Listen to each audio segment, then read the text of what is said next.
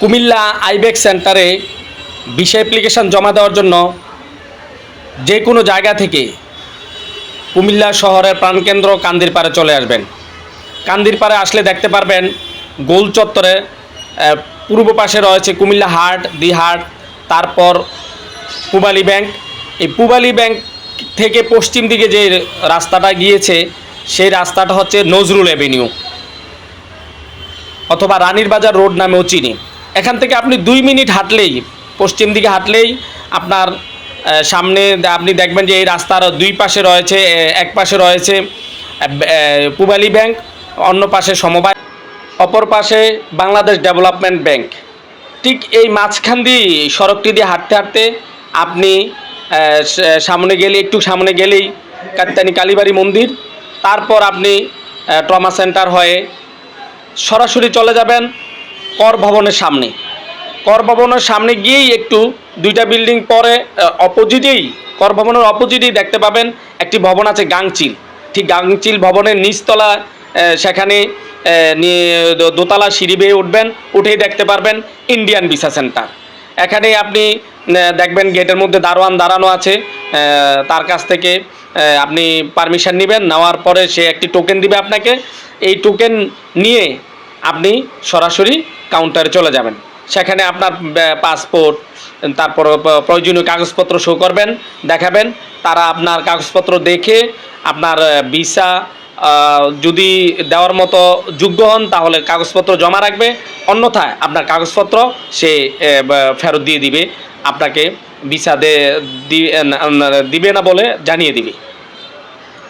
তবে বলে রাখা ভালো, আপনি এখানে ভিসা সেন্টারে অ্যাপ্লিকেশান বা কাগজপত্র সাবমিট করার পূর্বে প্রথমে আপনার যে কাজটি করতে হবে সেটি হলো অনলাইনে আপনি ভিসার জন্য আবেদন করবেন। সেটা ট্যুরিস্ট ভিসা হোক আর চিকিৎসা ভিসাই হোক, বা যেই ভিসার জন্য আপনি আবেদন করেন, প্রথমে অনলাইনে আবেদন করবেন। সেখানে টাকা পরিশোধ করবেন।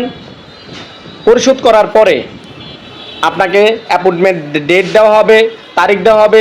ঠিক যেই তারিখে বলবে ওই তারিখের যথাসময়ে, যেই সময় উল্লেখ করা হবে, যেই সময়ের মধ্যে আপনাকে থাকতে হবে উপস্থিত, ঠিক সেই সময়ের মধ্যে আপনি কাগজপত্র নিয়ে উপস্থিত থাকবেন।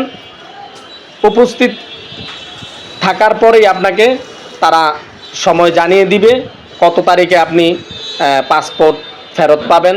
তারা আপনার পাসপোর্ট জমা নেবে, কাগজপত্র জমা নেওয়ার পরে তারপর একটা ডেট দিয়ে দিবে, আপনি ওই ডেটে আপনি পাসপোর্ট সংগ্রহ করতে হবে। আপনি